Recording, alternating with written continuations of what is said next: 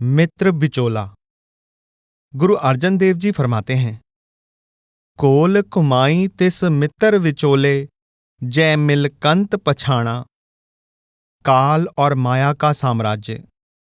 प्राचीन काल में ऐसे ऐसे सम्राट, सुल्तान, शहंशाह और तानाशाह हुए जिनका एक ही लक्ष्य होता था, अधिक से अधिक इलाकों पर अधिकार करना, और जो इलाका अधिकार में आ जाए उस पर अपनी पकड़ अधिक मजबूत करना। चाहे किसी के राज्य का कितना ही विस्तार हो गया हो, कितने ही राजा महाराजा उसकी अधीनता मानने लगे हों, फिर भी सारी धरती को तो कोई अपनी नहीं कह सका। उनकी तुलना में काल एक ऐसा महासम्राट है जिसका सिक्का केवल धरती पर ही नहीं, सारे खंडों ब्रह्मांडों में चलता है। 84 लाख योनियों में से एक भी जीव उसके अधिकार क्षेत्र से बाहर नहीं है। चाहे कोई शहंशाह कहलाए या चक्रवर्ती सम्राट, फिर भी उसे हर पल चिंता लगी रहती थी कि अभी किसी ओर से आक्रमण हुआ, कहीं बगावत भड़की। जिसने खुद बाहुबल से हुकूमत हथियाई हो, वह दूसरों को उस रास्ते पर चलने से कैसे रोकेगा। लेकिन काल की यह विशेषता है कि उसे किसी शत्रु, प्रतिद्वंद्वी या विद्रोही से डरने की आवश्यकता नहीं, क्योंकि इस जगत और उसके वासियों की खुशी गमी का सारा प्रबंध सृजनहार परमात्मा ने खुद उसे सौंपा हुआ है। उस सर्वशक्तिमान की व्यवस्था में कोई और शक्ति फेरबदल नहीं कर सकती। खंड पताल दीप सब लोआ, सब काले वस आप प्रभ किया। जहां तक काल के राज का प्रश्न है, प्रभु ने यह राज सदियों, युगों, कल्पों से उसी के सुपुर्द किया हुआ है। फिर भी काल को अपनी प्रजा से बहुत सावधान रहना पड़ता है, ताकि एक भी आत्मा कहीं उसके जाल से बचकर निकल ना सके। तोते का मालिक उसे चूरी, बादाम आदि खिलाकर इतना प्रसन्न रखता है कि पिंजरे की खिड़की खोल दिए जाने पर भी वह उड़ जाना पसंद नहीं करता। जब पालतू तीतरों को बाहर घुमाने के लिए ले जाया जाता है, तो वे खुशी खुशी खाली पिंजरे के पीछे दौड़ते चले जाते हैं। अन्य योनियों में पड़े जीवों को तो यह समझ ही नहीं होती कि आवागमन का चक्र एक सजा है, जो अपने कर्मों के अनुसार उन्हें भुगतनी पड़ रही है। यद्यपि अधिकतर मनुष्य इस सच्चाई को जानते हैं, फिर भी काल के शासन की चतुराई के कारण तोतों और तीतरों की तरह वे भी इस संसार रूपी पिंजरे को कसकर पकड़े रखते हैं।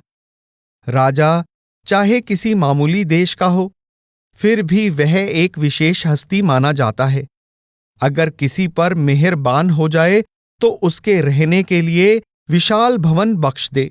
बिना परिश्रम की आमदनी के लिए बड़ी बड़ी जागीरें, सलामों और बंदगियों के लिए ऊंची पदवियां, कारें, सेवक और हजारों सुविधाएं दे दे।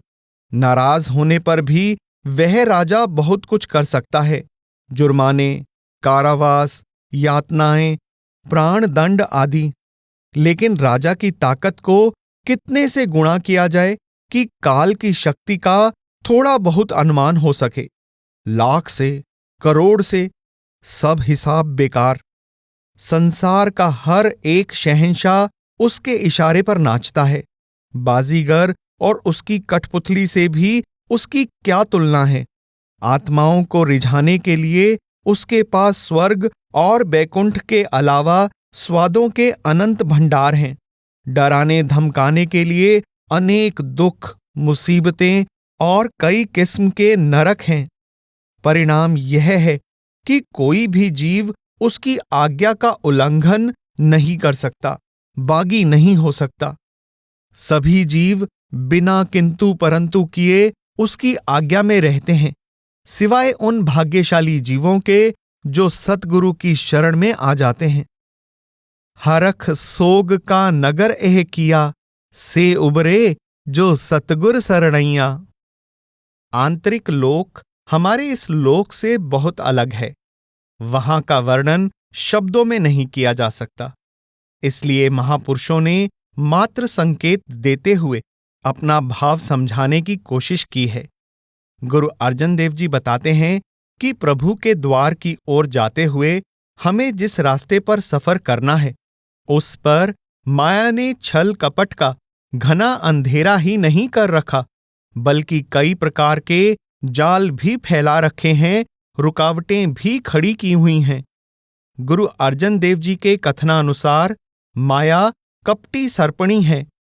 छल नागन स्यूं मेरी टूटन होई, झूठी और विश्वासघातनी है। गुर कहया एह झूठी तो ही, मुंह की मीठी अंदर से जहरीली है। मुख मीठी खाई कौराए, इस ठगनी ने अनेक घर बर्बाद कर दिए। एह ठगवारी बहुत घर गाले, घर तो क्या, इसने सारे संसार को जंजीरों में जकड़ रखा है। माया मोह सबो जग बाधा, माया से ग्रसित होने के कारण हम अपने बल और बुद्धि के सहारे मंजिल पर नहीं पहुंच सकते। हम आगे बढ़ने के बजाय पीछे की ओर भटक सकते हैं। ऐसी स्थिति में सद्गुरु ही जीव के सहायक होते हैं। वे केवल दिशा ही नहीं सुझाते, मार्ग भी प्रकाशित कर देते हैं। दुत्तर अंध बिखम एह माया, गुर पूरे परगट मार्ग दिखाया। धूल भरी आंधी सनसनाते हुए आती है और जितना भी क्षेत्र इसकी लपेट में आ जाए वहां तबाही मचा देती है, लेकिन वह जैसी तेजी से आती है वैसी ही तेजी से चली भी जाती है, वहीं नहीं ठहर जाती। लेकिन माया ठगिनी ने तो किसी खूबसूरत फूल की विशाल फसल की तरह हमारे संसार का चप्पा चप्पा घेर रखा है, और इस फसल का खुशबूदार जहर हमारे अंदर जाने वाली हर सांस के साथ निरंतर चढ़ता रहता है। इंसान बेचारा करे तो क्या करे। इस प्रसंग में गुरु साहिब फरमाते हैं, चहो दिस फूल रही बिखया बिख, गुर मंत्र मुख गरुड़ारी, हाथ दे राख्यो कर अपना, ज्यों जल कमला अलपारी। गुरु साहिब उपदेश देते हैं कि माया के प्रभाव से बचना चाहते हो तो गुरु से दीक्षा लेकर उसके बताए हुए मंत्र का जाप करो। जैसे गारुड़ी कुछ मंत्र पढ़कर सांप के जहर का असर खत्म कर देता है, इसी प्रकार नाम के सिमरन से माया का जहर बेअसर हो जाता है। जिस तरह कमल पानी में रहते हुए भी उससे निर्लेप रहता है, उसी तरह नाम के अभ्यासी का भी माया रूपी सर्पणी कुछ नहीं बिगाड़ सकती, चाहे उसकी कुंडली की पकड़ कितनी भी मजबूत क्यों ना हो। साधारण नशे की आदत किसी योग्य डॉक्टर की सहायता से छूट सकती है, पर माया के नशे से छुटकारा तो केवल प्रभु रूपी सतगुरु ही दिला सकते हैं। सतगुर जेवड अवर न कोय, गुर पार ब्रह्म परमेसर सोए। जन्म मरण दुख ते राखै, माया बिख फिर बौहड़ न चाखै। आशाओं की पूर्ति। जो कुछ हमें प्रारब्ध से प्राप्त होता है उससे हम संतुष्ट नहीं होते। खुद मेहनत करके कितना भी कमा लें, हमें संतुष्टि नहीं होती। चाहे अपनी हैसियत के मुताबिक हमारी सभी जरूरतें पूरी भी होती जाती हों, फिर भी संतुष्टि नहीं मिलती। हम दूसरों से अपनी तुलना करके कमी महसूस करते हैं और दुखी होते हैं। सोचते हैं कि मेरे किसी परिचित के पास 50 लाख हैं, मेरे पास 5 ही क्यों। एक और परिचित ने ट्रैक्टर खरीद लिया और मैं बूढ़े बैल ही हाँक रहा हूं। कोई कितना ही खुशहाल क्यों ना हो, फिर भी उसका मन कमी के एहसास से बेचैन रहता है। सांसारिक पदार्थों के लिए प्रार्थनाओं की रटन माला के मनकों की तरह जिह्वा पर चलती रहती है। न प्रार्थना स्वीकार होने का संयोग बनता है और न आहें भरने से राहत मिलती है। अपनी कोशिश सफल नहीं होती किसी और की सहायता काम नहीं आती। लेकिन जब भाग्य जागता है तभी सतगुरु से मिलाप होता है। उसकी दया मेहर से सब आशाएं पूरी हो जाती हैं, मन की तृष्णाएं शांत हो जाती हैं। जिस मस्तक भाग तिन सतगुर पाया, पूरी आशा मन तृप्ताया। सतगुरु के चरणों की शरण में जाने से निराशा का मुंह नहीं देखना पड़ता। चरण सेव संत साध के, सगल मनोरथ पूरे। सतगुरु से की गई विनती काम संवारने का साधन बन जाती है। कहो बेनंती अपने सतगुर पाहे, काज तुम्हारे दई निबाहे। और गुर पूरा आराधे, कारज सगले साधे। भांति भांति की आशाएं और तृष्णाएं जागृत होना मनुष्य के मन की कमजोरी है। गंदे पानी में उठते बुलबुलों की भांति एक इच्छा पूरी हुई तो मन 10 और सामने रख देता है। उनमें से कुछ पूरी नहीं हो पाती और कुछ का पूरा होना ही हमारे लिए शाप बन जाता है। कुछ चाहते या मांगते समय मन किसी से सलाह मशविरा नहीं करता। वह सोचता है कि मुझसे ज्यादा समझदार और कौन होगा। इसके परिणाम स्वरूप कुछ इच्छाओं की पूर्ति में देरी होने के कारण हम दुखी रहते हैं, और जो पूरी होकर सूली पर टांग देती हैं उनके बारे में हमारा पश्चाताप खत्म होने का नाम नहीं लेता। अगर दिल दुखी हो तो अपना दुख किसी हमदर्द के साथ बांट लेने से तकलीफ कम हो जाती है। गुरु अर्जन देव जी हमें अपने दुखों कष्टों को अपने परम हितैषी सतगुरु के आगे अर्पित कर देने की सलाह देते हैं। जिय की बिरथा होए, सो गुर पह अरदास कर। छोड़ सियाणप सगल, मन तन अरप तर। अगर हम प्रभु की रजा में रहना सीख जाएं, तो हमारी चिंता, व्यथा और दुविधा दूर हो सकती है। क्योंकि सतगुरु की शरण में जाने से हमारी चिंताओं को कैसे और किस हद तक दूर करना है, इसे सतगुरु ही बेहतर जानता है। हमें तो केवल सतगुरु पर बिना शर्त पूरा विश्वास रखना है। साधु की मन ओट गहो, उकत सियानप त्याग। गुर दिखिया जह मन बसै, नानक मस्तक भाग। अपने चरणों में शरण बख्शते समय यानी दीक्षा के समय सद्गुरु जो शिक्षा देते हैं, हमें उसे अपने हृदय की तख्ती पर गहरा उकेर लेना चाहिए। ये शिक्षा बाप दादा की विरासत से संबंधित कीमती दस्तावेज जानकर संभाल कर रखने के लिए नहीं, बल्कि अमल करने के लिए होती है। इसी तरह अगर हम सतगुरु की शिक्षा पर अमल करें तो समझो सोया भाग्य जाग उठा, तकदीर बदल गई। जाको गुरुमुख हृदय बुद्ध, ताके करतल नवनिध सिद्ध। हमारे मन को काल की कठपुतली कहा जाता है। साथ ही ठगिनी माया के पैदा किए भ्रम और धोखे हमारी बुद्धि पर काले पर्दे डाले रखते हैं। इसलिए बार बार किए कुकर्मों से हमारी बुद्धि इतनी मलिन हो जाती है जैसे तेली के कोल्हू को साफ करने वाला कपड़ा। लेकिन जो जीव सतगुरु की शरण में जाकर अपने हृदय में प्रभु का नाम बसा लेता है, तो उसके अंदर जुगनू की टिमटिमाती रोशनी के बजाय हजारों सूर्य प्रकाशमान हो जाते हैं। फिर तो 9 निधियां और 8 सिद्धियां उसकी मुट्ठी में आ जाती हैं। कामधेनु। धर्म ग्रंथों में सब इच्छाएं पूरी करने वाले स्वर्ग के कल्पवृक्ष पारिजात और स्वर्ग की गायें कामधेनु का वर्णन है। वह सदा दूध देती रहती है और सब इच्छाएं पूरी कर देती है। हमारी क्या हालत है? एक कामना की पूर्ति के लिए एक द्वार खटखटाया, दूसरी की पूर्ति के लिए कोई दूसरा। वे 2 अभी पूरी नहीं हुई कि तीसरी कामना बेसब्री से तिल मिलाने लगी।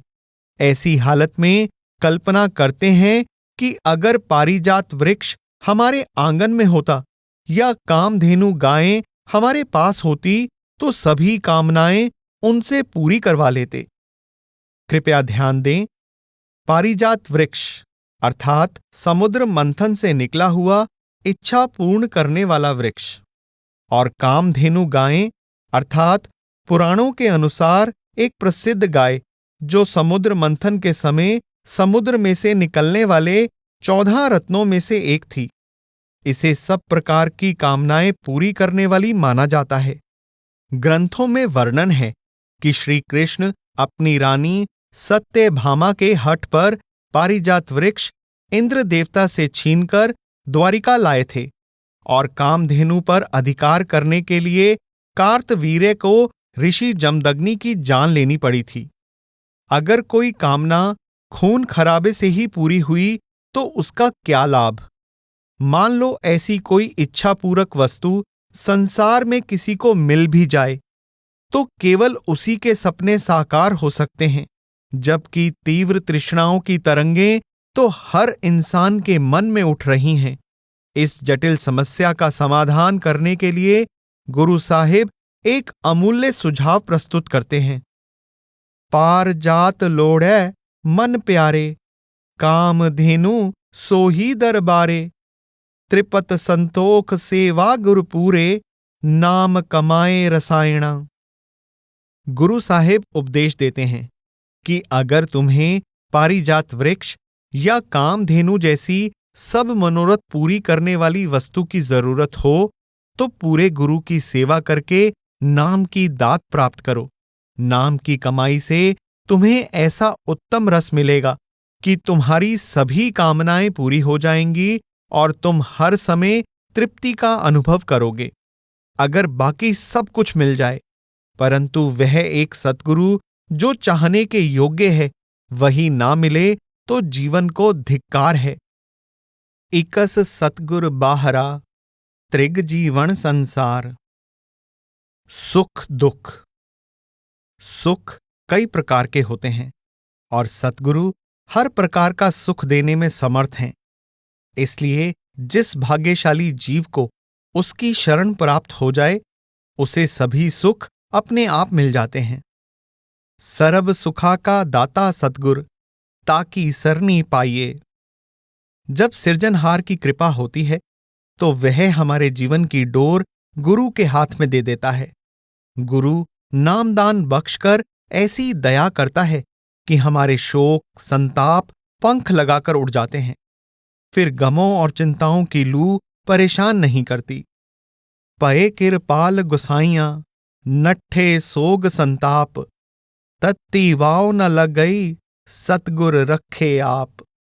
जो दुख क्लेश पिछले बुरे कर्मों के फल स्वरूप प्रारब्ध के रूप में हमारे जीवन में आते हैं, उनको हमें हर हाल में सहन करना है। अगर हमने अपनी लापरवाही से इस तन मन के चोले को गंदा कर लिया है तो दोष किसी और को नहीं दिया जा सकता। उस मैल को धोने की जिम्मेदारी हमारी ही है। हमारे पुण्य और पाप का हिसाब काल रखता है। उसके निपटारे में किसी प्रकार की रियायत संभव नहीं है। गुनहगार के लिए केवल यही दो रास्ते होते हैं कि या तो वह अपनी सजा रोते बिलखते काट ले या जीभ को दांतों के तले दबाकर सब्र शुक्र से काट ले। इनके लिए क्षमा केवल सद्गुरु से ही मिल सकती है। वह दीक्षा की दात बख्श दे और उसकी हिदायतों के मुताबिक हम प्रभु के नाम की अर्थात शब्द की साधना करें तो काल का जाल कट जाता है और माया के ताप का असर नहीं होता।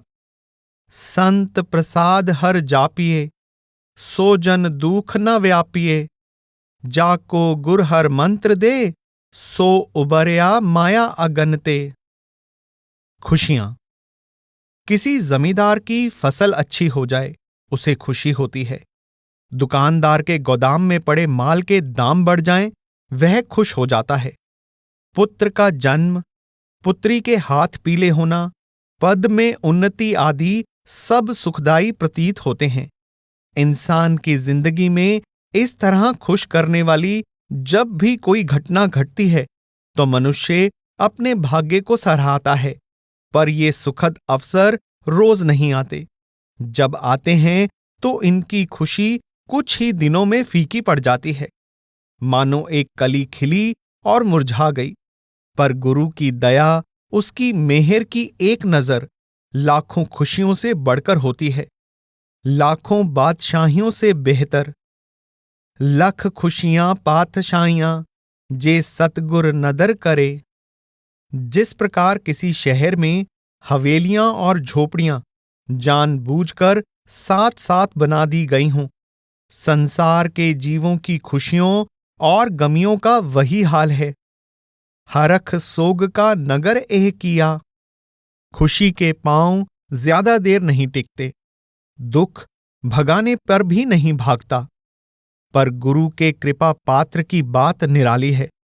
गुरु उसे उस स्थान पर पहुंचा देता है जहां अनहद शब्द निरंतर गूंजता रहता है। अनहत बाणी थान निराला। धुन से जुड़ी आत्मा प्रभु प्रियतम को मोह लेती है। ताकि तुन मोहे गोपाला। फिर खुशी ही खुशी है, गमी निकट नहीं आती। हरख अनंत सोग नहीं बिया, सो कर गुरु नानक को दिया। पूरा गुरु मिल जाए तो अनंत दुखों से छुटकारा मिल जाता है। वह सब मनोरथ पूर्ण करने वाला है और सुख शांति का अनंत भंडार है। वह कितनी ही उदारता से दया बांटे, फिर भी उसका अमृत सरोवर सदा लबालब भरा रहता है। मन क्यों बैराग करेगा, सतगुर मेरा पूरा। मनसा का दाता सब सुख निधान, अमृतसर सद ही भरपूरा। हम जगत के जीव भट्टी के दानों की तरह तपते ही रहते हैं। किसी को कोई दुख, किसी को कोई दर्द। जो छोटे बड़े सुख हम अपनी हिम्मत से सांसारिक पदार्थों के रूप में जुटा लेते हैं, वे सब समय पाकर दुखों में बदल जाते हैं। देखते देखते वे मुसीबतों का रूप धारण कर लेते हैं। जब हम सर्वसमर्थ सद्गुरु का उपदेश सुनकर उसकी रजा में रहना सीख जाते हैं, तो पीड़ा कम महसूस होती है। सुख के जो साधन इतने कष्ट और परिश्रम से जोड़े जाते हैं और जो जाते समय हमें तड़पता छोड़ जाते हैं, फिर हम उनके पीछे नहीं दौड़ते। गुरु के उपदेश के अनुसार प्रभु नाम की कमाई अपने आप में ऐसी प्राप्ति है जिसके आनंद का एक अनूठा स्वाद है। वह जीवन में स्थायी बहार ले आती है। पतझड़ फिर उस तरफ से गुजर भी नहीं सकता। सिमर सिमर गुर सतगुर अपना, सगला दुख मिटाया। ताप रोग गए गुर बचनी, मन इच्छे फल पाया। मेरा गुर पूरा सुखदाता, करण कारण समर्थ स्वामी, पूरन पुरख विधाता। सतगुरु रूपी चंदन।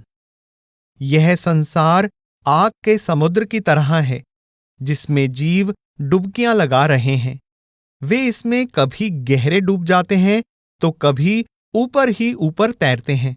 यदि समुद्र के तट पर पल दो पल सुख की सांस लेते हैं तो भी इस संसार समुद्र की आग की तपिश उन्हें सताती है। राहत तभी मिलती है जब गुरु की संगति और शरण मिल जाए। गुरु ऐसा चंदन है जो अपनी शीतलता से जलते हुए जीवों का ताप हर लेता है।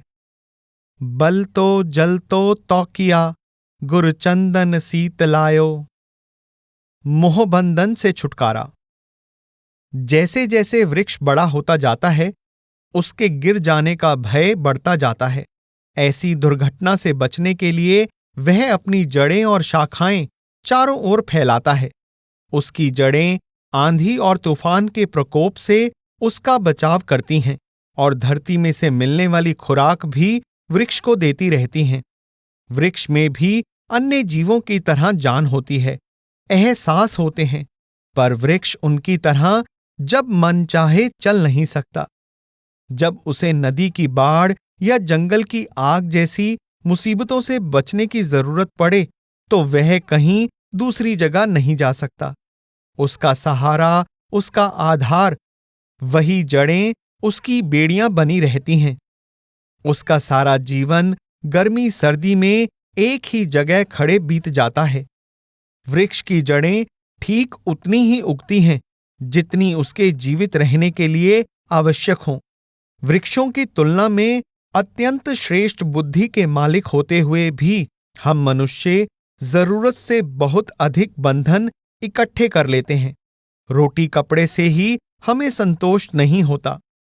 अधिक से अधिक हुकूमत, जमीन, जायदाद, दौलत, साजो सामान पाने की हमारी लालसा खत्म नहीं होती। हम तरह तरह के रंग तमाशों या मनोरंजन से भी तृप्त नहीं होते। इस अवस्था में किसी भी प्रकार की प्राप्तियां हमें सुखी नहीं कर पाती, बल्कि वे हमारी मजबूरी और लाचारी का कारण बन जाती हैं। सुख नाही बहुते तन खाटे, सुख नाही पेखे निरत नाटे, सुख नाही बहु देश कमाए। यही बात माता पिता, पति पत्नी, बेटा बेटी, दोस्त मित्र आदि जैसे गहरे मोह के रिश्तों की है। बंधन मात पिता सुत बनीता। यही नहीं, वे कर्म भी जो हम मन के कहे अपने आत्मिक उद्धार के लिए करते हैं, तीर्थ व्रत, दान पुण्य आदि, सब कर्म फल के नियम के अधीन हमें वापस संसार के जलते समुद्र में फेंक देते हैं। हर अपराधी को हथकड़ी उसकी करनी से लगती है, पर उसे उतारना उसके वश में नहीं होता। इसी प्रकार हमारे मोह के बंधन, जिन्होंने हमारे रोम रोम को जकड़ रखा है, हमारे अपने ही कर्मों का परिणाम है। उनसे छुटकारा दया की मूरत केवल सद्गुरु ही दिला सकता है। बंधन तोड़ बोलावे राम, मन में लागे साच ध्यान। मिटै क्लेश सुखी होए रहिए, ऐसा दाता सतगुर कहिए। कोई भी विकार अच्छा नहीं, पर मोह विशेष रूप से आवागमन का कारण बनता है। मोह चाहे किसी संबंधी, धन दौलत या मान बढ़ाई का हो, इन इच्छाओं की पूर्ति के लिए जीव को निश्चित रूप से दोबारा जन्म लेना पड़ता है। उसी प्रकार जीव जो पाप कर देता है या उससे हो जाता है, जब तक उसकी सजा ना भुगत ली जाए, उसे संसार से छुटकारा नहीं मिलता। परिणाम स्वरूप जीव का न वस्तुओं से और न व्यक्तियों से मोह टूट पाता है। मन की कमजोरियां उसे पापों से बचने नहीं देती। इस प्रकार का बेबस जीवन मानो अंधे कुएं में उम्र बिताना है। उसमें से गुरु ही निकाले तो निकाले, अपने आप कभी नहीं निकल सकते। अनिक पाप मेरे पर हरया, बंधन काटे मुकत पए। अंधकूप महाकोर ते, बाह पकर गुर काढ़ लिए। धोबी घाट। परमात्मा की दरगाह में संतों का बहुत सम्मान होता है, यहां तक कि वह प्रभु अपनी कला भी वैसे ही प्रयोग में लाता है जैसे उसके प्यारे संतों को पसंद हो। किसी तीसरे की मजाल नहीं कि दलील के सहारे उसके ऐसा करने में दखल दे सके। जो हर जन पावे सो करे, दर फेर न पावे कोय। पर इसका अर्थ यह नहीं लिया जाना चाहिए कि संत उसके इस अपनेपन का अनुचित लाभ उठाकर मनमानी करने लगते हैं। अगर आत्म ज्योति को परमात्म ज्योति में उसी तरह मिलना है जैसे जल की कोई छोटी बूंद सागर में मिल जाती है, तो वह उतनी ही साफ सुथरी होनी चाहिए जितना निर्मल वह प्रियतम खुद है। सतगुरु शरण में आए शिष्य को पहले उसकी हर प्रकार की मलिनता से मुक्त करते हैं, तब वह अपने स्रोत में समाने के योग्य होता है।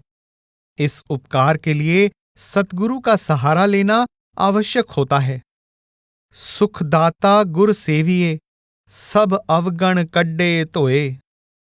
संत संगति के धोबी घाट पर वह सारी मैल धुल जाती है जो हमारे आवागमन के चक्कर का कारण बनती है।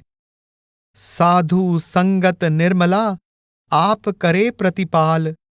जन्म मरण की मल कटिए, गुर दर्शन देख निहाल। जो मलिनताएं आत्मा के मार्ग में बाधा बनती हैं, उनमें से प्रमुख हौमे यानी अहंकार है।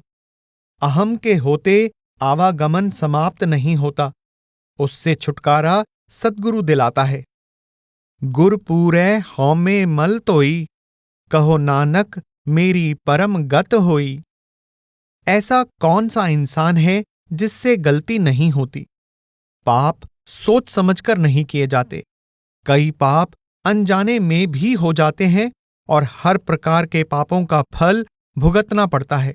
जब सद्गुरु दया करके उसके हृदय को नाम रूपी अमृत से सराबोर कर देते हैं, तो किसी भी जन्म के कर्मों और बुरे संस्कारों का नामो निशान तक नहीं रहता।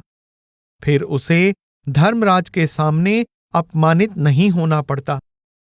गुर पूरै मेरी राख लई, अमृत नाम हृदय में दीनो, जन्म जन्म की मैल गई। बख्शिंद सतगुरु। संत सद्गुरुओं की वाणी बार बार दोहराती है कि हमें संसार सागर को पार करने के लिए जी तोड़ कोशिश करनी चाहिए। यह कोशिश किसी पूरे गुरु की अगुवाई में ही की जा सकती है। इसके विषय में दो राय नहीं हो सकती। अगर सफलता मिलेगी, इसी राह पर चलकर मिलेगी, लेकिन अपनी ओर से सारी कोशिश करते हुए हमें इस भ्रम में नहीं रहना चाहिए कि सफलता हमारे अपने श्रम से प्राप्त हुई है, क्योंकि जो कुछ मिलता है गुरु की बख्शिश से मिलता है। इसलिए उक्त मनोरथ की प्राप्ति के लिए कोशिश करने के साथ साथ यह विनती भी करते रहना है, कृपा करो दीन के दाते, मेरा गुण अवगण न विचारो कोई। माटी का क्या तोपै स्वामी, मानस की गत एही।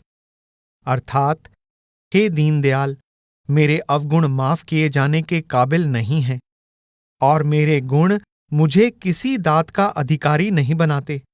जो शरीर निरी मिट्टी से ही बना हुआ है, उस पर से मिट्टी की चाहे कितनी ही परतें धोकर उतार दी जाएं, नीचे से सोना तो नहीं निकल सकता। हे कृपा निधान, ना मेरी किसी अच्छाई को परखें, ना मेरी गलतियों और गुनाहों पर विचार करें, मुझ पर बख्शिश कर दें। एक अन्य स्थान पर गुरु साहिब कहते हैं, गुर गोपाल गुर गोविंदा, गुर दयाल सदा बख्शिंदा। अर्थात, गुरु जगत का स्वामी और पालनहार है। पालनहार के हृदय का कोमल होना स्वाभाविक है और कोमल चित्त वाला दंड देने की विधियां नहीं खोजता, बल्कि क्षमा करने के लिए बहाने ढूंढता है। यह गुरु का स्वभाव है, उसका बिरध है और उसकी रजा इसके अनुसार ही कार्य करती है। सेवा।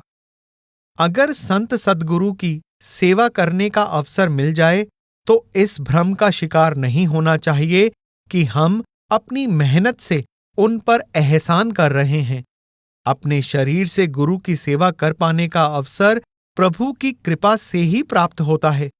सद्गुरु खुद किसी उपकार के मोहताज नहीं होते, इसलिए उनकी सेवा के सौभाग्य के लिए हमें उनका आभारी होना चाहिए। इसके लिए किसी शाबाशी की आशा नहीं रखनी चाहिए। हसत चरण संत टहल कमाइए, नानक एह संजम प्रभ कृपा पाइए। कोई महाबली राजा या अत्यंत धनवान व्यक्ति हमारी मदद कर सकता है, लेकिन एक हद तक। दूसरी ओर गुरु के सामर्थ्य का तो कोई पारावार नहीं।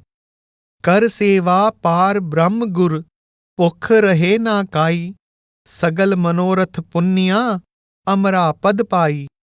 गुरु इतना दे सकता है कि हम संतुष्ट ही नहीं बल्कि तृप्त हो जाते हैं, यानी कुछ मांगने की इच्छा ही बाकी नहीं रहती। केवल संसार की ओर से ही तृप्त नहीं होते, बल्कि हमें अमरता प्राप्त हो जाती है। आवागमन का चक्र ही समाप्त हो जाता है। गुरु नानक देव जी कहते हैं, नानक दुखिया सब संसार। उनका यह वचन कहावत बन गया है, क्योंकि आपने एक प्रत्यक्ष सच्चाई को शब्दों का रूप दे दिया है। इस संसार में बड़े से बड़े राज्य का मुखिया, अपार संपत्ति का स्वामी, शारीरिक सत्ता, सुंदरता का प्रतीक किसी भी तंगी से मुक्त व्यक्ति दावे के साथ नहीं कह सकता कि उसे कोई गिला शिकवा या परेशानी नहीं है। उसके मन में कोई ना कोई कांटा अवश्य चुभ रहा होता है। कांटा बड़ा हो या छोटा, उससे मन अशांत ही रहता है। शारीरिक कष्ट को ही देखें। जिसे कोई बीमारी लग जाती है, वह उससे पल्ला छुड़ाने के लिए हर तरफ दौड़ता है। वैद्यों, हकीमों, डॉक्टरों के पास ही नहीं, बल्कि तावीज आदि देने वाले और जादू टोना करने वालों के पास भी जाता है। यह जरूरी नहीं कि महंगे से महंगे उपचार से उसकी तकलीफ दूर हो जाए। हाँ, पूरा सद्गुरु धन्वंतरी वैद्य है, जिसके सामने कोई दुख दर्द ठहर नहीं सकता, न तन का न मन का। उसकी शरण लेने से हर बला टल जाती है, उससे छुटकारा मिल जाता है। सतगुर पूरे सेविये, दुखा का होए नास। सतगुरु के दर्शन। जिस जीव को सौभाग्य से पूर्ण संत के दर्शन हो जाएं, उसका हृदय खुशियों से बाग बाग हो जाता है। गुर दर्शन देख मन होए बिगास। सतगुरु का दीदार तृष्णा, ईर्ष्या और क्रोध की अग्नि को शांत करता है और 100 मुसीबतों की मुसीबत हौमे की जड़ को उखाड़ देता है। जलन बुझी शीतल होए मनुआ, सतगुर का दर्शन पाए जियो। तथा सतगुर दर्शन अगन निवारी, सतगुर पेटत हौमे मारी। सतगुरु के दर्शन और संगति प्राप्त होना किसी भी व्यक्ति के लिए अत्यंत सौभाग्यशाली घटना होती है।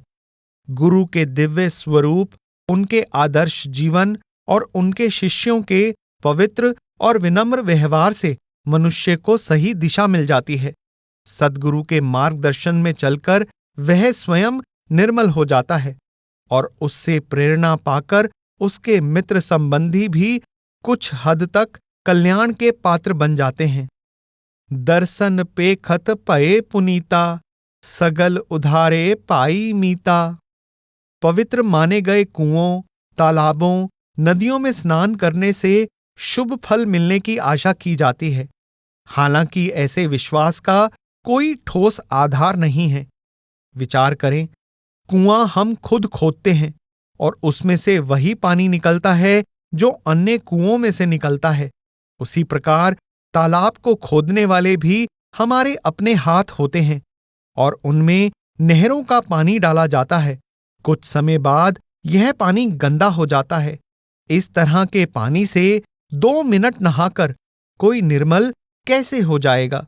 इससे तो तन की मैल साफ होने का भी एतबार नहीं। उसमें नहाने से आंतरिक मैल उतरने का तो सवाल ही पैदा नहीं होता।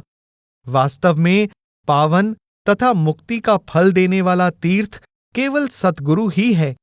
वह कौन सी दात है जो सतगुरु से प्राप्त नहीं होती? इसलिए गुरु अर्जन देव जी कहते हैं, संत का दरस पूरन स्नान। वह घड़ी अत्यंत शुभ होती है जब गुरु से मिलाप का अवसर मिलता है, क्योंकि सफल दर्शन गुरु का एक विशेष गुण है। उसका दर्शन करके कोई खाली हाथ नहीं लौटता, कुछ ना कुछ लाभ अवश्य लेकर आता है। चाहे पापों के भारी पत्थर हमारे गले में बंधे हों, फिर भी वह हमें भवसागर से उबार लेता है। तन सो वेला जित में सतगुर मिलया, सफल दर्शन नेत्र पेखत तरया। सतगुरु के स्वरूप को नम्रतापूर्वक एकाग्रता से हृदय में टिकाकर ध्यान किया जाए तो मन की सब कामनाएं पूरी हो जाती हैं।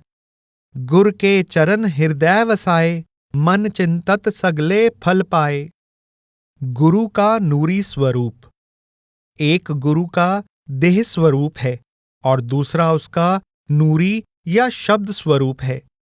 उस आंतरिक सूक्ष्म स्वरूप का साक्षात्कार कैसे हो, इसका उत्तर गुरु अर्जन देव जी इन शब्दों में देते हैं। जे को सिख गुरु सेती सन्मुख होवै ता सन्मुख सिख कोई जीहो रहे गुर नाले। गुर के चरण हृदय त्याए अंतर आत्मे समाले। आप छड सदा रहे परणय गुर बिन अवर न जाने कोय। कहे नानक सुनो संतो सो सिख सन्मुख होए।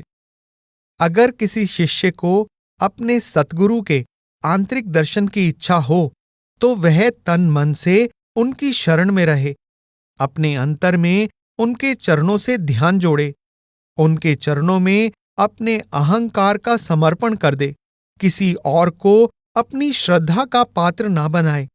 इस तरह अभ्यास करने से उसे गुरु के आंतरिक दर्शन अवश्य होंगे। लोग पूजा करने के आदी हैं। पूजा अपने इष्ट को प्रसन्न करने के लिए की जाती है। जो मूर्तियां हम बाजार से खरीद कर लाते हैं वे हमारे इष्ट की खुद बनाई हुई नहीं बल्कि किसी कारीगर की बनाई होती हैं। कारीगर पत्थर, धातु, मसाले, मिट्टी को कोई रूप दे देता है। कारीगर ने पहले कभी उसकी झलक नहीं देखी। वह बेचारा आंतरिक दृष्टि की या और किसी प्रकार की रूहानी प्राप्ति का दावा नहीं कर सकता।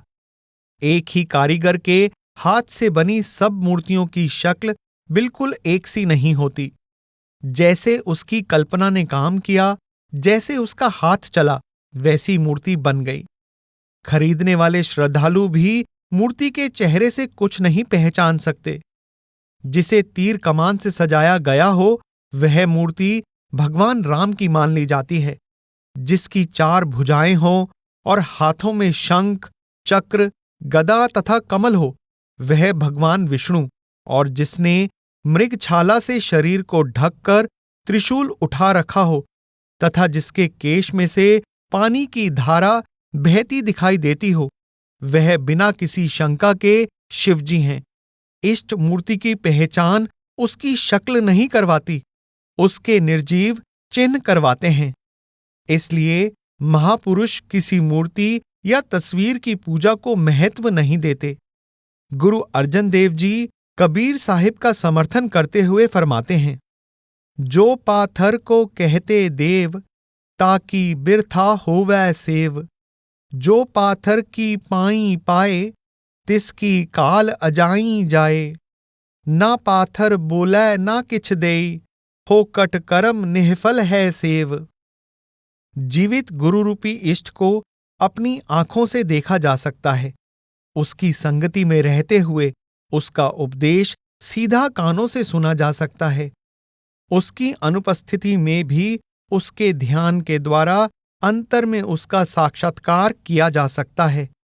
इस आधार पर गुरु अर्जन देव जी फरमाते हैं, गुर मूरत स्यों लाए ध्यान इहां उहां पावे मान। गुरु के स्वरूप में ही ध्यान लगाने वाली पूजा के फल का क्या कहना। यह दोनों लोकों में ही नहीं परमात्मा की दरगाह में भी लाजवाब होती है। सद्गुरु के स्वरूप का ध्यान हमें एकाग्रचित्त होकर नम्रता से दोनों भौहों के बीच में लगाना चाहिए। जब गुरु का नूरी स्वरूप वहां प्रकट हो जाए तो सब दुख दूर हो जाते हैं। गुर के चरण ऊपर मेरे माथे ताते दुख मेरे सगले लाथे। हमें तो गुरु के बाहरी दर्शन भी हमेशा उपलब्ध नहीं होते, क्योंकि यह गुरु की रजा और सुविधा पर निर्भर करता है। परंतु जब गुरु की सूक्ष्म छवि शिष्य के अंतर में आंखों के बीच में प्रकट हो जाए तब वह हर समय उसके साथ साथ रहती है। फिर जहां भी जब भी मन करे उसका दीदार किया जा सकता है। सफल मूरत गुर मेरे माथै जत कत पेखो तत तत साथै। गुरु की पहचान। वास्तव में गुरु पारिजात के समान होता है। उसका दर्शन फलदायक होता है। उसके द्वार का भिक्षुक खाली हाथ नहीं बल्कि झोली भरकर लौटता है। ऐसी कोई इच्छा नहीं जिसे वह पूरी करने में समर्थ नहीं है। वह तो सत्पुरुष से मिलाप की मुराद भी पूरी कर देता है। मन में प्रश्न उठता है, कि ऐसे गुरु की पहचान कैसे हो। माया की इस अंधेर नगरी में आंखें चुंधिया देने वाला कांच का हर टुकड़ा कोहिनूर हीरे के मोल बिकने का प्रयत्न करता है। अपने आप को साधु कहलाने वाले भेषधारी साधु जगह जगह मिलते हैं। सच्चा जिज्ञासु उन्हें देखकर भ्रमित हो जाता है कि वह किसे छोड़े और किसे अपनाए। गुरु अर्जन देव जी उस व्यक्ति के कुछ विशेष गुण बताते हैं जिसे सद्गुरु कहा जा सकता है। सत पुरख जिन जान्या, सतगुर तिसका नाव, तिसके संग सिख उधरै, नानक हर गुण गाओ।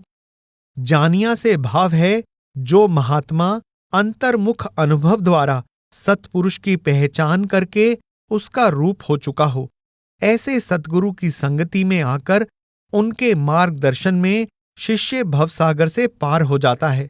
धर्मराज के दूत उसके निकट नहीं आते, फिर उसका जन्म मरण नहीं होता। एह निसाणी साध की, जिस पेटत तरिए, जम कंकर नेड़ न आवई, फिर बहुड़ न मरिए, भवसागर संसार बिख सो पार उतरिए। गुरु रामदास जी फरमाते हैं, जिस मिलिए मन होए आनंद, सो सतगुर कहिए। हम अपने मित्रों, संबंधियों और बचपन के साथियों से मिलकर आनंदित होते हैं, पर गुरु से मिलने वाला आनंद ऐसा अनुपम है जो किसी अन्य साधन से नहीं प्राप्त हो सकता। इस विषय में कोई शंका ना हो, इसलिए गुरु साहिब कहते हैं, मन की दुविधा बिनस जाए, हर परम पद लहिए। पूरे गुरु, सच्चे गुरु के मिलाप से सब भ्रम दूर हो जाते हैं। मन एकाग्र होकर प्रभु पर केंद्रित हो जाता है और इसके फल स्वरूप प्रभु की दरगाह में परम पद प्राप्त होता है। सद्गुरु अपने मुखार विंद से ऐसा नहीं कहते कि मेरी शरण में आओगे तो संसार का अग्निसागर पार कर लोगे, फिर जन्म नहीं लेना पड़ेगा, प्रभु की गोद में जा बैठोगे।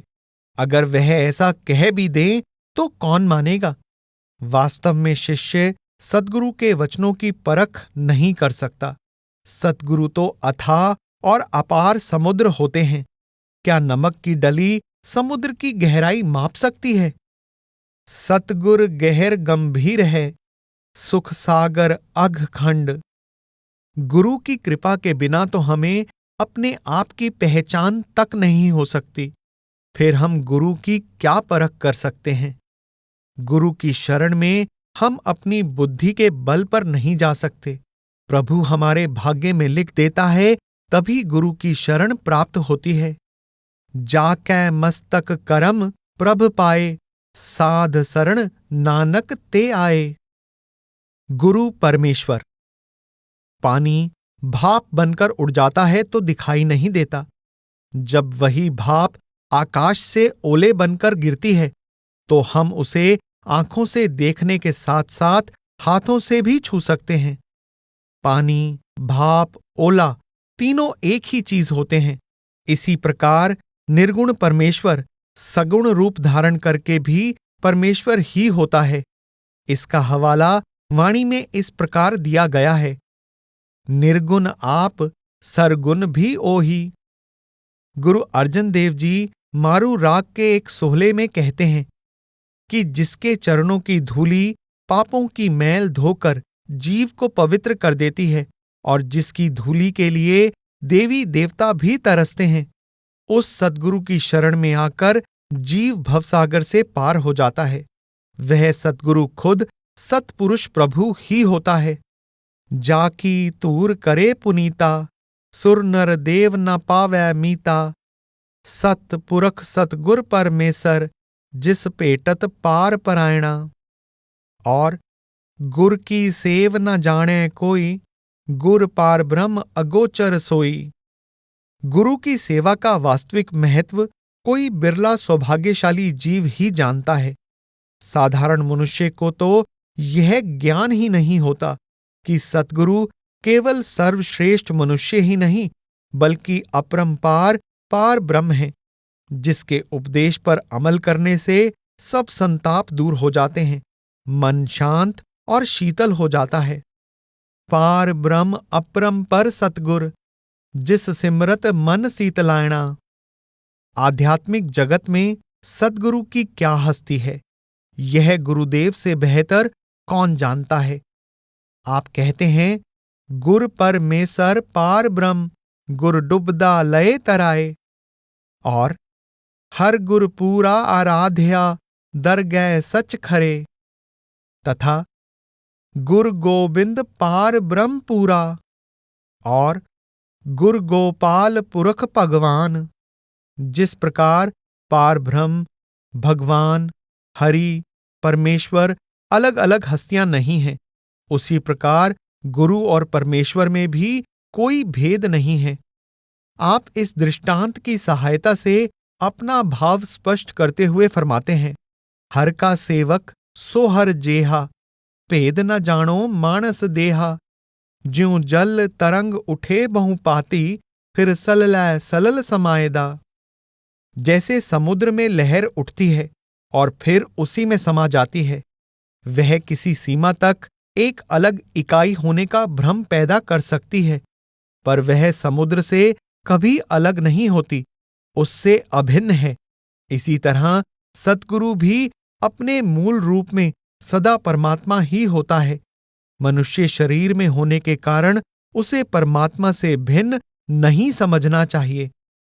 अगर पानी की कुछ मात्रा थाली में डाल दी जाए, फिर लोटे में, उसके बाद गिलास में, तो उसके आकार में अंतर आता जाएगा, पर असल में पानी तो पानी ही रहेगा। जब उसकी मौज हो तो वह परमात्मा देह धारण करके हमारे बीच में प्रकट होता है। ऐसा करने से उसके मूल रूप में कोई अंतर नहीं आता, वह पहले की तरह सत्पुरुष ही होता है। गुरु अर्जन देव जी अपने पिता और गुरु रामदास जी के मूल रूप की ओर संकेत करते हुए फरमाते हैं, हर जियो नाम पर्यो रामदास। अर्थात देह स्वरूप में आने पर प्रभु का नाम रामदास पड़ गया है। प्रभु कृपा से गुरु मिलाप। किसी को बेटी की शादी के लिए अच्छा रिश्ता ढूंढना हो तो वह लड़के को कार देकर राजी कर लेता है, माता पिता को आभूषण, हीरे, बड़ी बड़ी रकमें आदि देकर प्रसन्न कर लेता है। अफसरों से काम करवाने के लिए रिश्वत दे दी जाती है, सिफारिश करा दी जाती है। कहीं मित्रता करनी हो तो कॉकटेल पार्टी इस काम को पूरा कर देती है या किसी तरह की सेवा कर दी जाती है। लेकिन गुरु के सच्चे और पवित्र रिश्ते के मामले में ऐसी कोई चतुराई नहीं चलती। जिसकी कोई इच्छा ही नहीं, उसको क्या लेना देना। हर लालच, मोह, कमजोरी से मुक्त गुरु को कोई प्रलोभन नहीं दिया जा सकता। वह तो केवल प्रभु की बख्शिश के रूप में मिलता है। जो पूरे गुरु से मिलाप करवा दे, ऐसा दाता स्वयं प्रभु के सिवाय और कौन हो सकता है। जिसनो की तो करम आप प्यारे, तिस पूरा गुरु मिलाया। गुरु की दया से प्रभु मिलाप।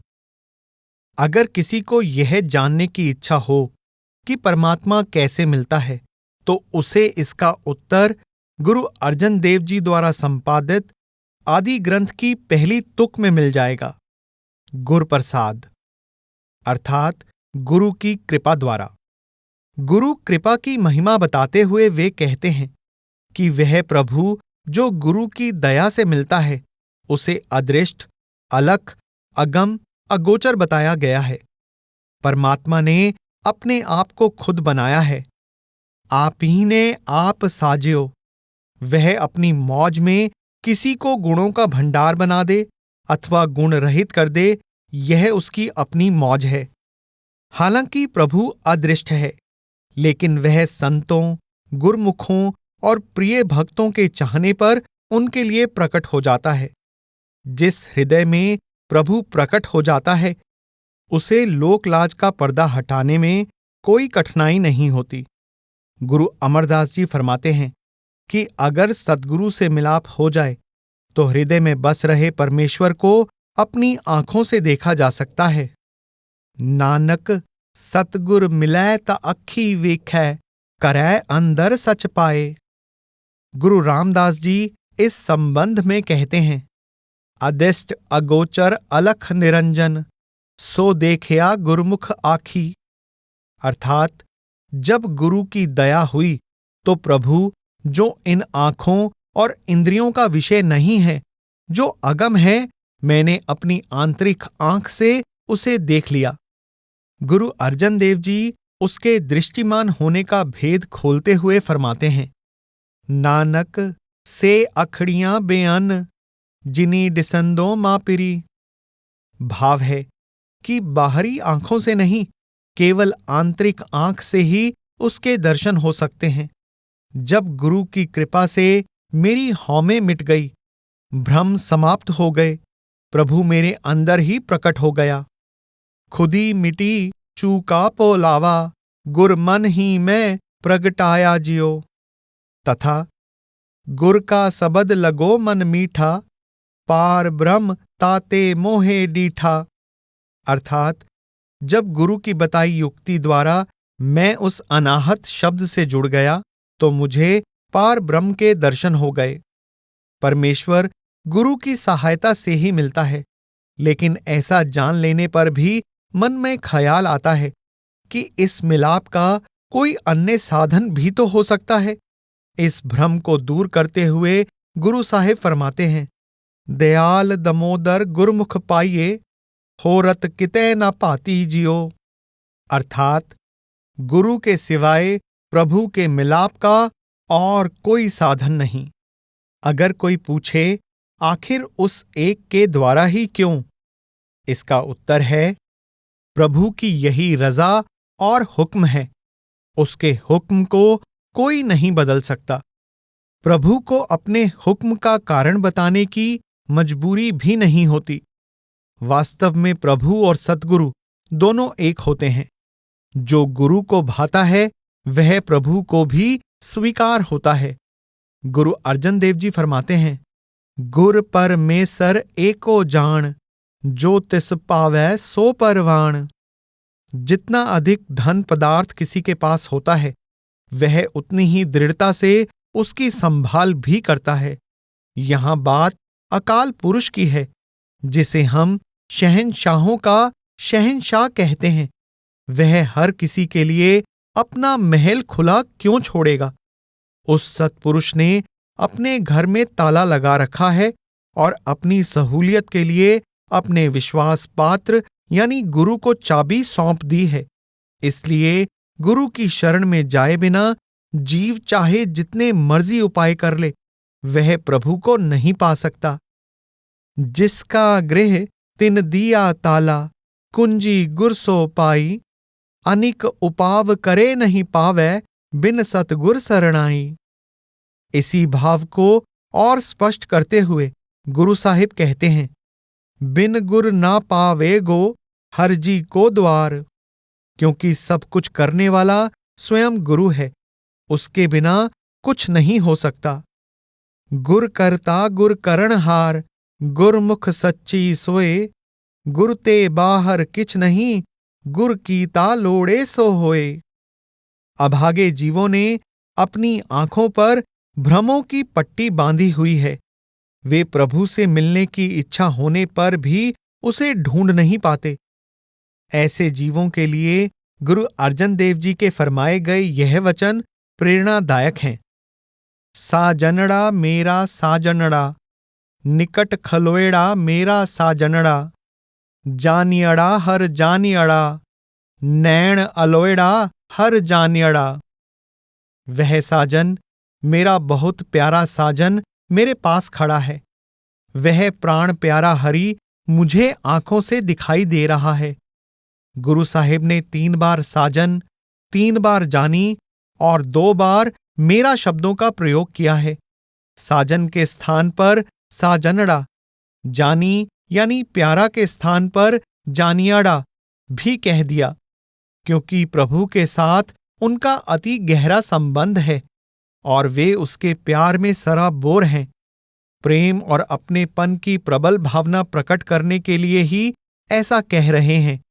आगे फरमाते हैं, नैण अलोया काट काट सोया अत अमृत प्रिय गूढ़ा, नाल होवंदा लह न सकंदा, स्वाओ न जाने मूढ़ा। प्रभु को आंतरिक नेत्रों से देखा जा सकता है और वह हर एक के हृदय में विराजमान है।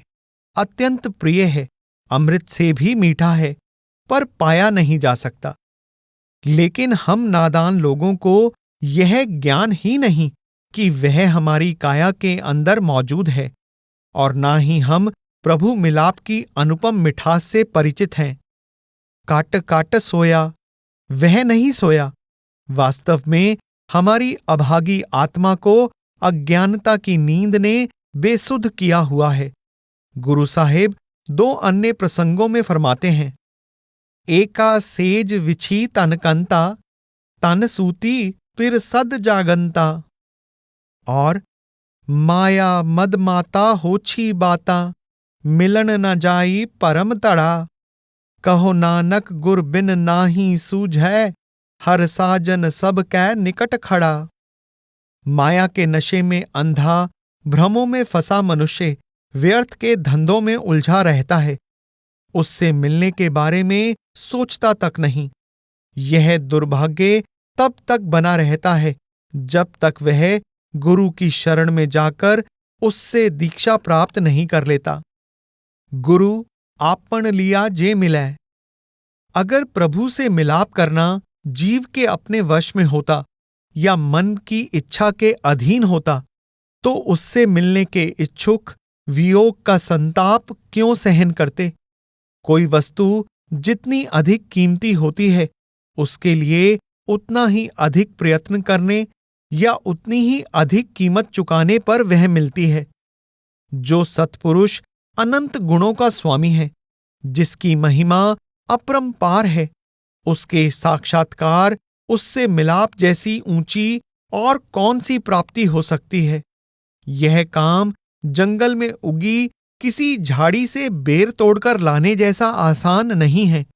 अपने पति परमेश्वर से मिलाप का संयोग हजारों लाखों में से उस बिरली आत्मा को प्राप्त होता है जिसके मिलाप की जिम्मेदारी कोई संत सद्गुरु ले ले।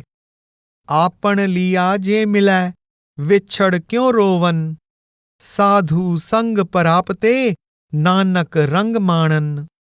अटल सच्चाई यह है कि परम पुरुष का मिलाप केवल उसकी दया द्वारा ही संभव है। जब प्रभु की दया दृष्टि होती है, वह जिज्ञासु का पल्ला किसी पूरे गुरु को पकड़ा देता है। फिर अखूट खजानों का स्वामी वह गुरु उस जीव को अपनी दया मेहर से माला माल कर देता है। जिस होए दयाल तिस आप मिलावै, सरब निधान गुरु ते पावै। गुरु दीक्षा। गुरु द्वारा अपनी शरण में आए जिज्ञासु को प्रभु भक्ति की युक्ति सिखाए जाने को नामदान या दीक्षा प्राप्त होना कहा जाता है। यह हर प्रकार की पारमार्थिक प्राप्ति का मूल आधार है। यह दीक्षा गुरु की दया से प्राप्त होती है। कोई भी जीव गुरु की दया के बिना भक्ति में सफलता प्राप्त नहीं कर सकता।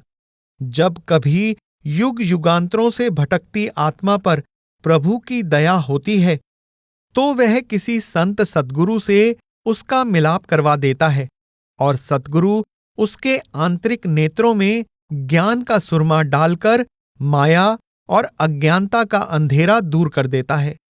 संसार में घोर अंधकार होने के बावजूद सद्गुरु के सेवक के लिए असलियत की पहचान करने में कोई भी कठिनाई पेश नहीं आती। उसके अंदर में प्रकट हुआ प्रकाश ही उसकी जरूरतें पूरी कर देता है। ज्ञान अंजन गुर दिया, अज्ञान अंधेर बिनाश। हर कृपा ते संत भेटिया, नानक मन पर गास। गुरु के द्वारा मार्गदर्शन। अगर शीशे पर धूल जमी हो तो देखने वाले को उसमें कुछ दिखाई नहीं देता। उसी प्रकार बार बार किए कुकर्मों के फलस्वरूप बुद्धि अपनी सूझबूझ गंवा बैठती है। फिर तो उसे सपने में भी ख्याल नहीं आता कि प्रभु आत्मा के नजदीक से नजदीक है।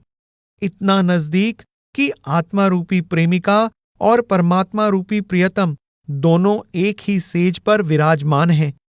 जब गुरु की दया से कुमति के पर्दे हट जाते हैं, तब दूरी का भ्रम अपने आप समाप्त हो जाता है।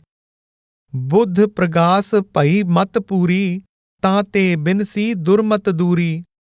गुरु का यह उपकार उसी प्रकार है जैसे अंधे कुएं में डूबते किसी व्यक्ति को बाहर निकाल लिया जाए। ऐसी गुरमत पाइयले, बूडत कोर अंधकूप में निक्स्यो मेरे पाई रे। मार्गदर्शन की दृष्टि से गुरु की जितनी भी प्रशंसा की जाए कम रहेगी, क्योंकि वह तो ज्ञान का सरोवर होता है। इतना ही नहीं, वह खुद सदा स्थायी अखंड परमेश्वर है। संपूर्ण विश्वास के साथ अनुसरण करने के लिए परमेश्वर रूपी गुरु से अधिक ज्ञानवान और कौन मिलेगा। गुर की महिमा क्या कहा, गुर विवेक सतसर। ओह आद जुगादी जुगह जुग, पूरा परमेसर। अपनी बुद्धि चाहे जितनी मर्जी छोटी हो, बड़ी लगती है। इसीलिए किसी और की सलाह मानना तो एक और रहा, कोई किसी की बात सुनने के लिए भी तैयार नहीं होता। गुरु अर्जन देव जी को अनेक जीवों का उद्धार करने का कर्तव्य निभाना था। आप गुरु दीक्षा का महत्व और प्रभाव बयान करते हुए कहते हैं, सुन उपदेश सतगुर पे आया, गुर हर हर नाम मोहे मंत्र दिड़ाया। निज कर वस्या गुण गाए अनंता, प्रभ मिल्यो नानक पए अचिंता। गुरु साहिब जिज्ञासु की ओर से कहते हैं कि सतगुरु की महिमा सुनकर मैं उसकी शरण में आ गया। उसने मुझे दीक्षा देकर मंत्र रूप में जाप करने की युक्ति सिखा दी।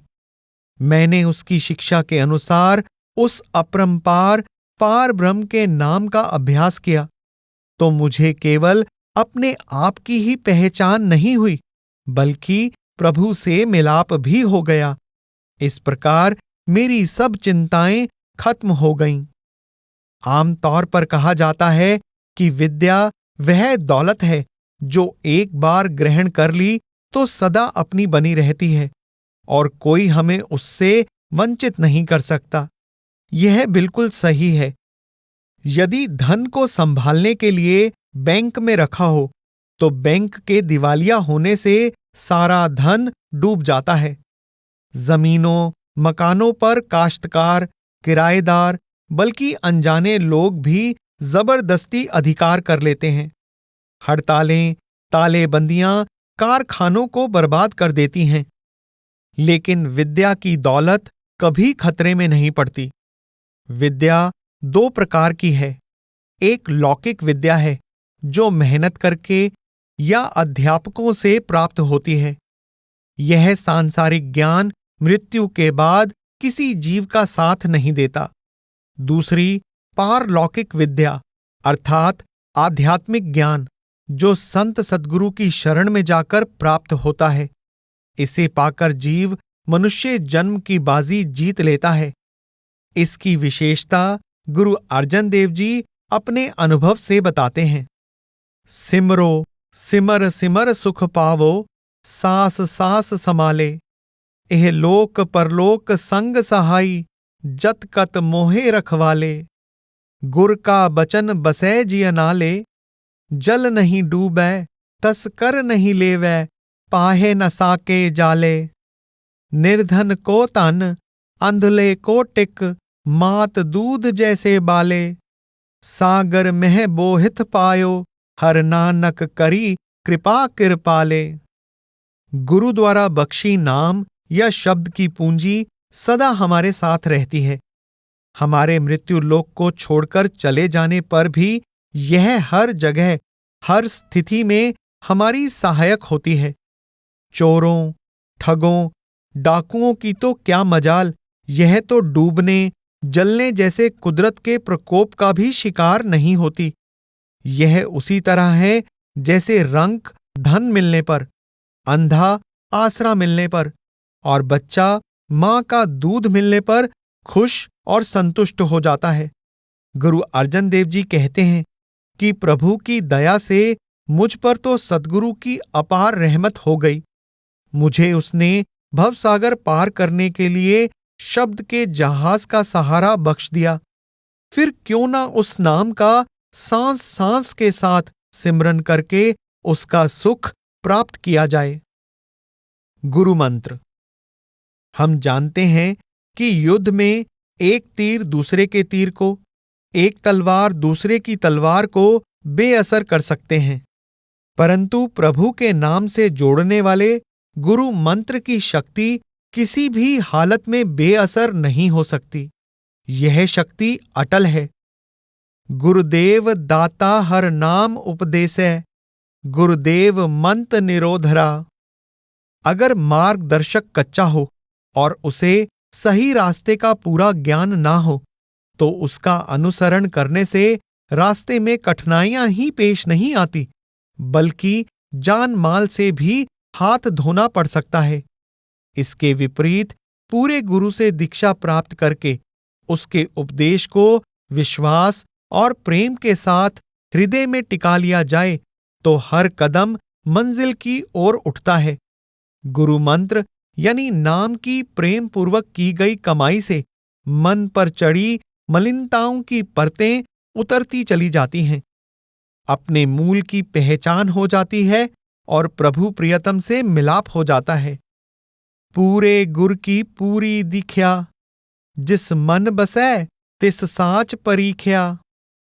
जब सद्गुरु जीव को नामदान बख्श देते हैं तो वे जीव को परमात्मा के साथ मिलाने के उत्तरदायी बन जाते हैं।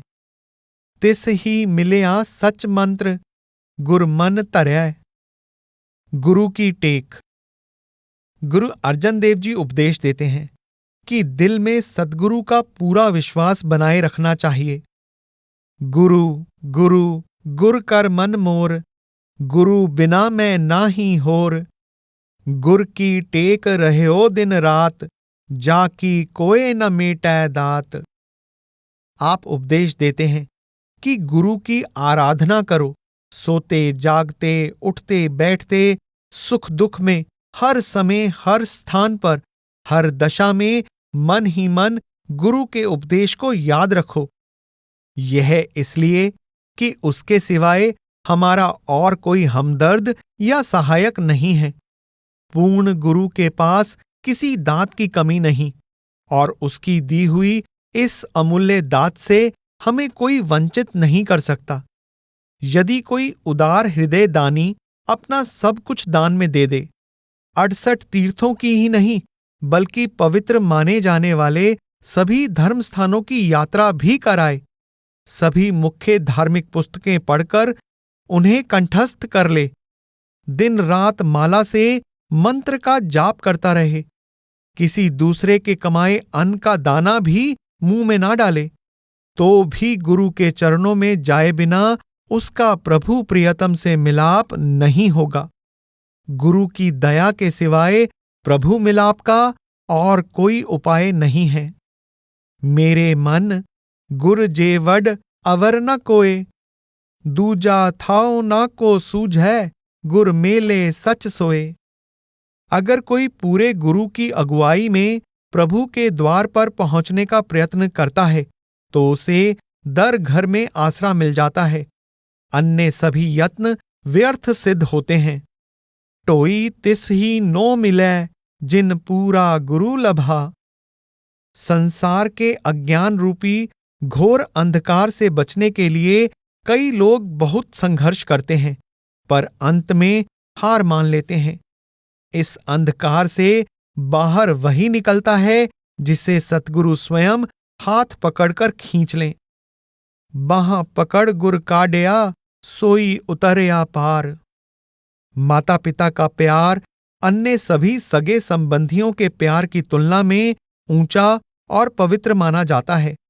माता बच्चे को 9 महीने अपनी कोख में पालती है और उसके बाद भी बहुत समय तक उसकी परवरिश करती है।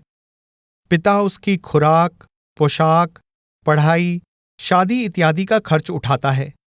जब तक वे जीवित रहते हैं, बच्चे को सुखी देखने के लिए कष्ट सहते हैं, कुर्बानियां देते हैं। पर माता पिता जितना मर्जी यत्न कर लें, वह बच्चों को दुखों, बीमारियों, हादसों, कुदरती आफतों आदि से नहीं बचा सकते। संसार दुखों का घर है। यहां बड़ा छोटा, अमीर गरीब कोई भी सदा के लिए सुखी नहीं रह सकता। फरीद साहिब ने ठीक ही कहा था, फरीदा मैं जानिया दुख मुझको, दुख सबाए जग, ऊंचे चढ़ के देखया ता कर कर एहा अग। हमारा सच्चा हितैषी तो सतगुरु है, जो हमारी सुरत को शब्द से जोड़कर हमें एक नया जन्म देकर हमारी आत्मा की ज्योति को परमात्मा रूपी ज्योति से मिला देता है। इस तरह हमें सब कष्टों, क्लेशों से सदा के लिए छुटकारा मिल जाता है। जन्म मरण दोहो में नाही, जन पर उपकारी आए, जिय दान दे भगति लायन, हर स्यों लैन मिलाए। सतगुरु यह उपकार निष्काम भाव से करता है। संतों के वचन। सतगुरु को केवल देहधारी मनुष्य नहीं समझ लेना चाहिए। पूर्ण संत सतगुरु निराकार परमेश्वर का साकार रूप होते हैं, इसलिए उनके वचन परमेश्वर के वचन होते हैं और जिज्ञासु को पूरी श्रद्धा से इन पर विश्वास रखना चाहिए। सतगुर निरंजन सोए, मानुख का कर रूप न जान। सतगुरु जो कुछ कहते हैं, सुने सुनाए, पढ़े पढ़ाई के आधार पर नहीं, बल्कि सत्य के बारे में अपने निजी अनुभव के आधार पर कहते हैं। संतन की सुन साची साखी, सो बोले जो पेखें आखी। आम तौर पर ऐसा होता है कि जब दो व्यक्ति आपस में लड़ने लगें, तो वे बद्दुआएं देते हुए एक दूसरे का सर्वनाश करने पर उतर आते हैं। कभी किसी पेशेवर भिखारी को थोड़ी उदारता से भिक्षा दे दी जाए, तो वह उसके बदले दोनों जहान बख्श देता है। असल में ना इस प्रकार की बद्दुआओं से कुछ बिगड़ता है, ना ऐसी शुभ कामनाएं कुछ संवारती हैं। हवा का झोंका आया और चला गया, परंतु संतों की जबान पर परमेश्वर निवास करता है, इसलिए संतों के दासों के भी दास बन जाना चाहिए। प्रभ जी बसै साध की रसना, नानक जन का दासन दसना। गुरु सदा अंग संग। संसार के अधिक से अधिक निकटतम संबंधियों का साथ जीवन के अंत तक होता है। मौत के बाद न माता पिता, बहन भाई, मित्र दोस्त, सगे संबंधी साथ जाते हैं और ना ही जमीन जायदाद, पदवियां साथ जाती हैं। जिस दरगाह में मौत के बाद कर्मों का हिसाब होता है, वहां कोई दूसरा साथ नहीं जा सकता और ना ही सहारा बन सकता है। अंत समय केवल संत सतगुरु साथ जाते हैं और निर्बल जीवों को धर्मराज के जाल से छुड़ाते हैं। सज्जन सेई नाल में चलदियां नाल चलन, जिथै लेखा मंगिए तिथै खड़े दिसन। तथा गुर मेरै संग सदा है नाले,